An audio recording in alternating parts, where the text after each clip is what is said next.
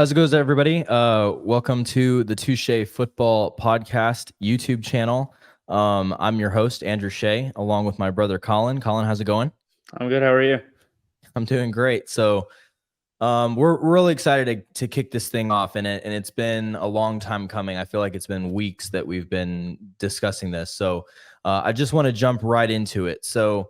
This channel is really geared towards football fans and those that are really curious about the game. And we're really excited to hop into some of the things that we have coming down the pipeline for the next couple weeks.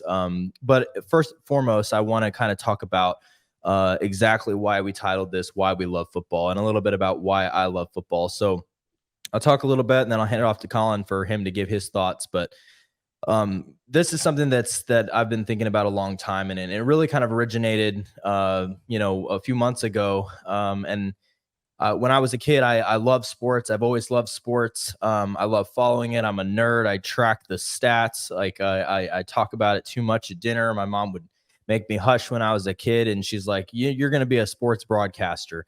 To the point that she shut me down because it was annoying. But at the end of the day, like, it's something I love, and as I've gotten older, my brother and I, we both have this passion for soccer, and so it's really natural because we share stuff on social media with each other all the time. Where I'll call him up after a big game, and we'll talk about it, and I think this is something that's really naturally just comes very natural. It's something that we both love and we're really passionate about, and so I kind of entertained the idea of doing a podcast, and it seemed wild at the time, and it still seems really wild. But I think that it's something that I know for me personally, I'm really excited to see where it goes, and I'll hand it off to Colin to see what his thoughts are on this podcast and kicking it off. Yeah, I think it was like 2 months ago that you reached out to me and were inquiring about the prospect of us starting a podcast. And when I first read the message, I was like, wow, that seems a little far fetched. But then I was like, okay, that sounds like a really cool idea. And so far we've made a lot of progress this summer. Getting all the equipment and everything, and it's like making a vision for this podcast. And it's really exciting to see where it could lead, and excited to bring it to you. Yeah, so I honestly think it's the most exciting time it's ever been to be a fan of football, and that's really what this channel is geared toward is those that love the game. There's so much accessibility now where it doesn't matter what team you support or if you support a team. You could be a Bournemouth or a Burnley fan or a Manchester United fan or a Tottenham fan. It doesn't matter. You can watch your team every week, regardless of where you're at here in the States. And that hasn't always been the case. And so now that it is the case, it's something that's really exciting to follow, and we're excited to talk about. For me, I'm a Manchester United fan. I've always been a Man United fan. When I was a kid, we lived in Germany. My dad was stationed over there, and my first soccer team I played for when I was like 5, 6 years old. This was like 1996, 1997. Was the Red Devils. And as a kid, I was like, well, that's a really weird name. But some of the other kids on the team, they were like, hey, that's kind of homage to Manchester United. At the time, it was David Beckham and the class of 1992, and they ended up leading up to that 1999 season, which is probably arguably the best season in United history, where they won the treble. So it was a great time for the team. And when I was a kid, those became icons of mine. When we moved back to the States, some of that kind of went away. We didn't have Premier League or Champions League or anything on TV. I kind of like lost a little bit of focus on the team during that time. But from pretty much 2007, I was in high school. I played soccer. I played it everywhere I went. So when we lived in Germany, I played when I was in Texas. I played in Illinois. I played in Virginia when I was in high school. And a lot of my friends, we used to play FIFA. And I really got back into the game. And that was, like I said, 2007 or so. Cristiano Ronaldo, that was really kind of him, coming on the scene as a world-class player, instantly became my favorite player. And I just ran with it from there, and I followed United ever since. It's been the last 10 years or so have been a little bit worse than the first 10 years, but it's still a team that I love, and I think they're on the right track, and it's an exciting time to be a fan. So Colin, I'll hand it off to you if you want to share a little about your team and your reason why you love this game.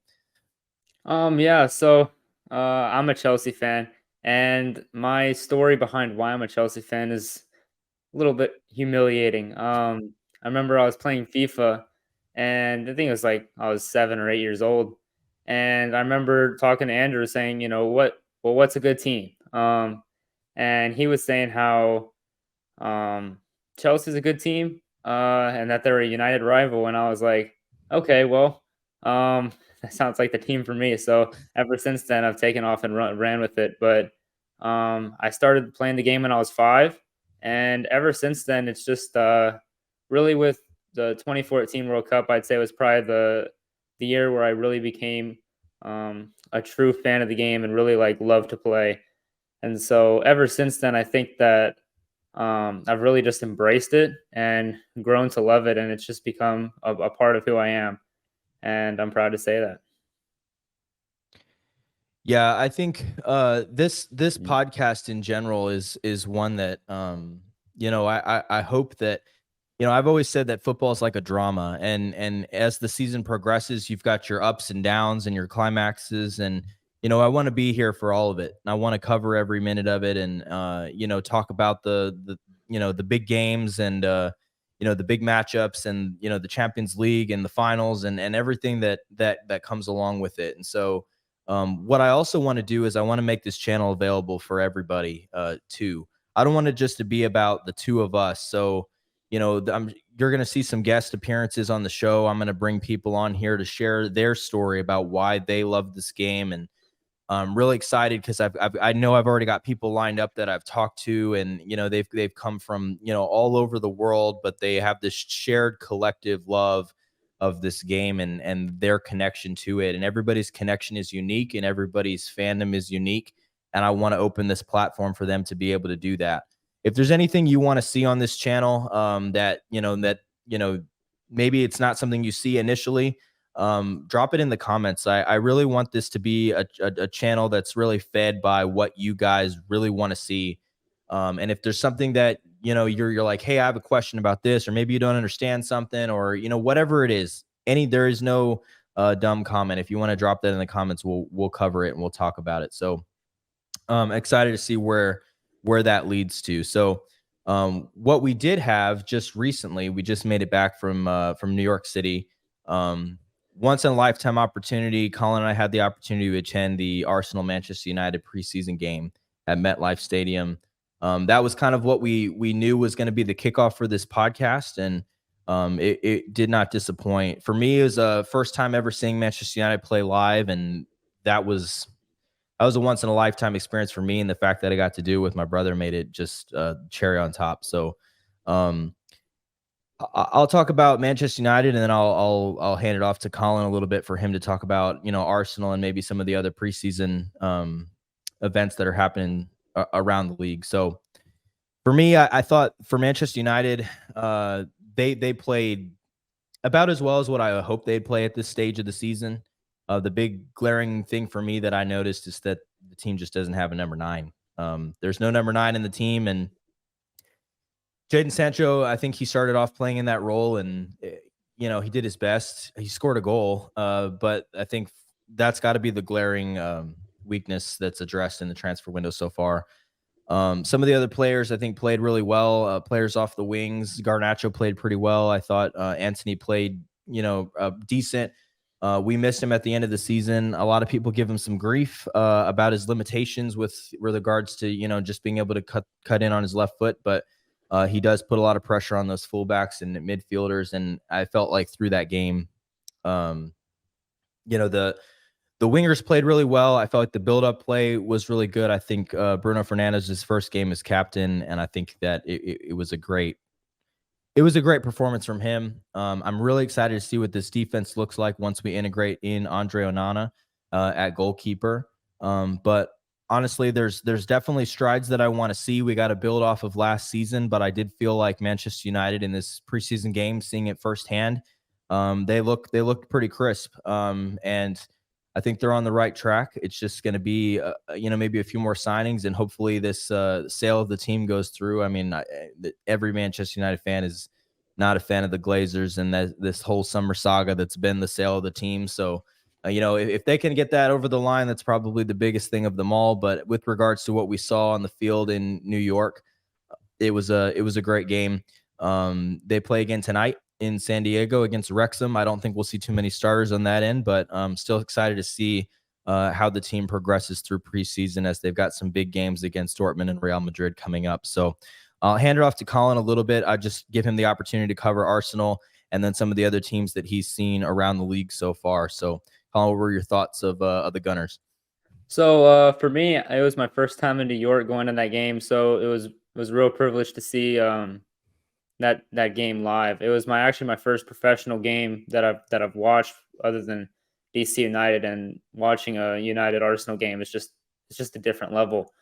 As far as Arsenal are concerned, I think that their level of play left much to be desired. I think that they made a lot of big signings in terms of how much it was that they paid to get some of these players. But I just didn't really feel like the production in those players was the level that Arsenal would have wanted. They paid over 100 million for Declan Rice, and I just didn't think that he played at that level. Made a lot of mistakes. In really the whole team, both goals that United scored were counters off of technical mistakes that Arsenal made. So obviously, it's a preseason game. The game tends to be a little bit more sloppy, but in terms of like the overall play, I think that Arsenal came in a little bit flat, and that just kind of carried on through the rest of the game. I think last year they were a great team to watch. Really, they could have and should have won the league. I think they bottled it, and um, if this preseason game is an indication of what's to come, then I don't think that they'll be able to carry that level that they were for the majority of last season. So, as far as Arsenal are concerned, if I were an Arsenal fan, I'd be a little bit concerned, based on the level of play that I saw at the game in New York. As far as other teams, on the way home, we passed by Philadelphia, and it was really cool to see the stadium, the Eagle Stadium, and that's where they had just finished up a game. And the day before, Chelsea had played Brighton, and as a Chelsea fan, obviously we would have liked to beat Brighton by a little bit more than 4-3, but at the end of the day, we came away with the result, and I think it was good to see. I don't think Chelsea have scored 4 goals in quite a while, so that was pretty good spectacle to see. I think new players coming in that have made a huge impact, and that's exciting for me as a fan. So it's just really exciting to see where this season leads. Yeah, I think just from like the limited highlights that I saw of Chelsea, I feel like they're overall their build up, their interlinking play, their passing, and looks far more efficient and technical than it did last season. And I don't think that's going to improve with Pochettino. I personally think that Pochettino is a good coach. I think the real question is whether or not it's going to be the right fit for Chelsea and the players they have. They had a lot of players, whether it be from Tuchel or they didn't really do too much under Graham Potter, but I think having Pochettino in there, he's going to have his vision. He's probably going to bring in some of his own players that fit in his style, which I believe he already has. And I think that I would be extremely shocked if Chelsea had a similar season that they had last year. I don't foresee that happening, and I think that there'll be a team that's knocking on the door of the top four, especially depending on how the rest of the summer goes. But I would say pivoting to the summer and some of the other signings that we've seen across the league so far, it's been a really busy transfer window. It's really surprising to me because I feel like the last couple of years, I don't know whether it's because maybe it's been the nature of the league with the World Cup, or maybe teams prioritize things differently, but it's been a very busy June, which I don't really think happens too often, where players are really signed in June. Maybe it's just because Man United they're super lazy and they wait till the end of the summer. But I'm not used to seeing signings get over the door early, and I feel like there's been a lot that have a lot has happened already this summer. Do you have any maybe two players that you think are really impact signings? It could be across Europe, that you think that those players are really going to take that team to another level. And is there any ones that you've looked at that maybe you look at or potentially concerned about, or potentially a flop? So for me, I think that Christopher Nkunku was very promising to watch. I think he's a prospect that um, is exciting for a Chelsea fan. I mean, him and Nicholas Jackson are both guys that have come in and made a big difference. Getting on the score sheet against Brighton and also Wrexham. I know that's not as big of a game, but at the same time, it's great to see that connection really manifest itself.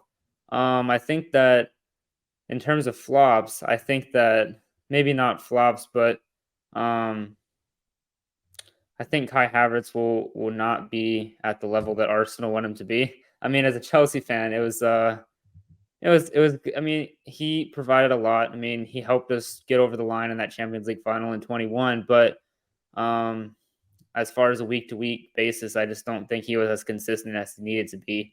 Not as clinical in front of goal as he needed to be. So I think Arsenal overspent for him, and so we'll see how it goes. I mean, I don't. Maybe it's too early. That preseason game was maybe not the best indicator of what's to come, but I think another promising player is Ilkay Gundogan. I think that he really helped City get over the line in terms of this Champions League and really the Premier League and the FA Cup, the whole treble. I think he played a pivotal role in that team, and I don't think that him going to Barca will be any different. I think coming off a successful season, maybe not the most successful, but for Barca, they had a pretty good year, and so I think that Ilkay Gundogan will really help that team as he did with City.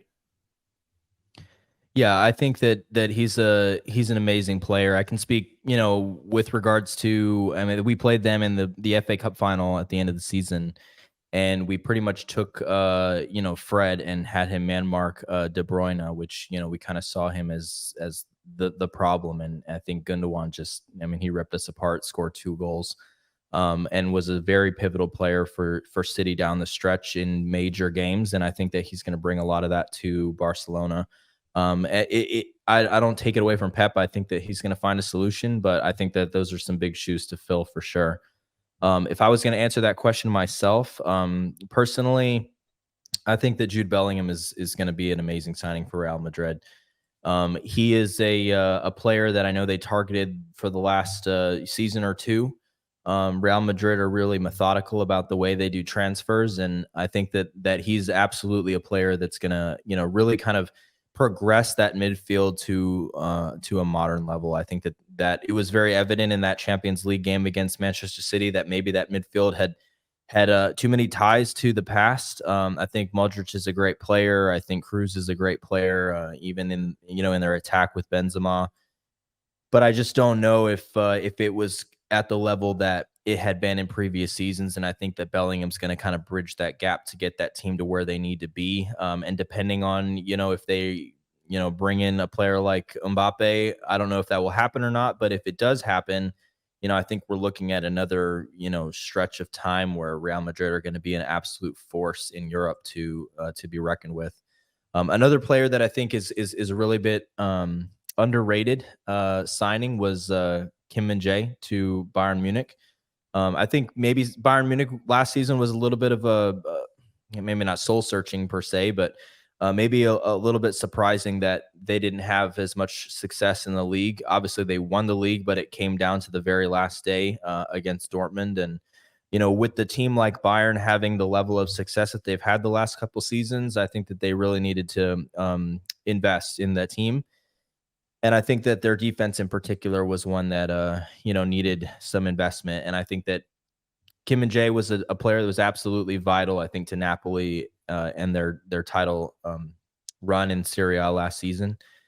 It'll be interesting to see how they replace him, but I think that's a great signing for Bayern Munich. And I think that all they had to do was trigger his release clause for only about 40 million. And I think that's an absolute steal. I know United were in for him briefly, and I thought he would have been a great signing for us. So to see him go to Bayern, I think that's going to vastly help them out.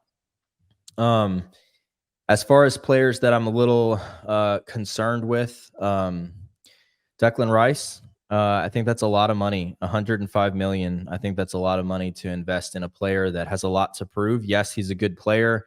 Yes, he's proven it at West Ham that he can be a valuable member of a team. But considering we're talking about a midfield with Odegaard and Partey, it's like, is Declan Rice going to be the player that's going to progress that team to the next level?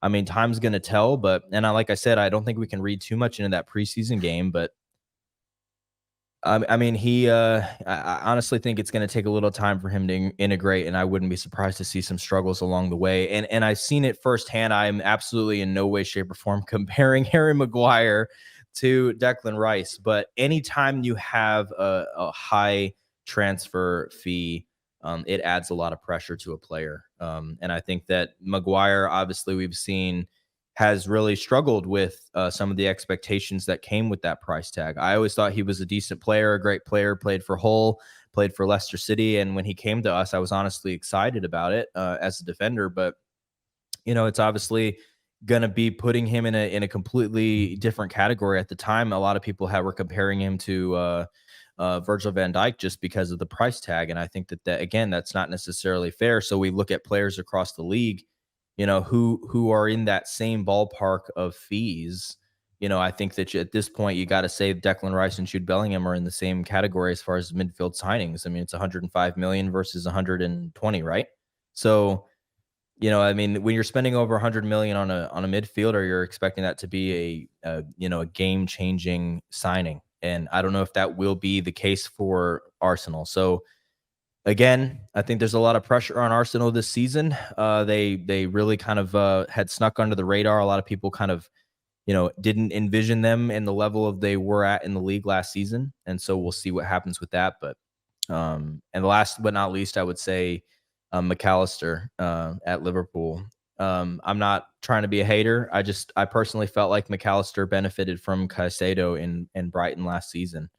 And like I said, I kind of equate it to Danny Drinkwater and N'Golo Kante in Leicester City. Like N'Golo Kante was an absolute world-class midfielder.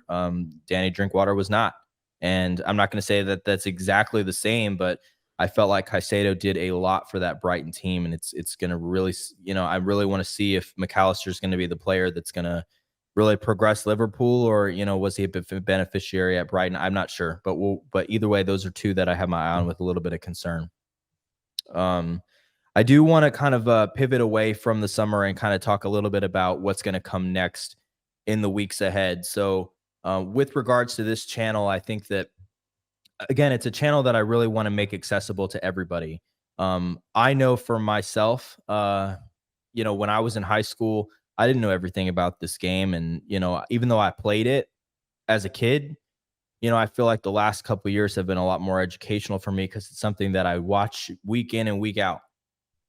And if you're not used to the league, or you don't understand the rules, or maybe it's not something that you're really familiar with, then next episode is going to be your episode, because we're going to have an episode that's for those that are new to football. So if you're an avid fan that watch week in, week out, maybe it's not going to be the episode for you, but there's definitely stuff to contribute. So again, like I said, if there's something that you think is relevant to talk about or include, make sure you kind of throw that in the comments. And then I really want to break it down for those that maybe they don't understand the contrast between American sports and European sports. So we'll break it down in depth of what, American sports, what their characteristics are, and how, the English and European game in football kind of translates to that. So Colin, you have any thoughts on that episode next week? No, I mean, I think you covered it pretty well.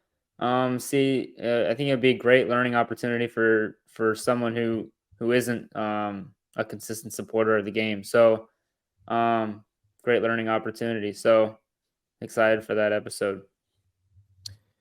Yeah, and then I think leaning forward 2 weeks from now is it's gonna be the episode that I'm by far the most excited about, which is gonna be, kind of giving our predictions for the Premier League in particular, but then, who we think will win the Champions League, who we think will win the Golden Boot in the Premier League, and giving our predictions all the way from relegation to the European places to the Champions League places, and ultimately who's gonna win the title. And, I'll give my list, Colin will give his list, and we'll go from there, and then we'll look back later in the season on how absolutely atrociously terrible that they turned out to be. So I'm really excited about that episode. And then last but not least, I think the episode after that, we're previewing week 1 of the Premier League season, so it's really just right around the corner that this thing kicks off. So now's the time to get on the boat, and if you and don't be left mid-season wishing that you would have got on board at the beginning. So now's the time, and I'm really looking forward to covering these next couple episodes.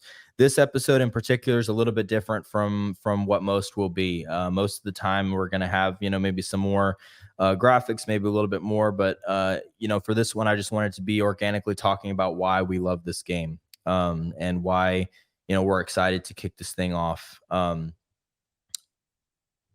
very I'm very excited, and I'm very, I wouldn't say emotional, but it's something that I've looked forward to for a long time, and honestly, I'm blessed to be able to have this opportunity to do this with a brother that has the same passion for the game that I do, and I really want to share that with everybody. So he's got a lot of stuff that's coming up in his life that is super important that we're going to include on this channel too.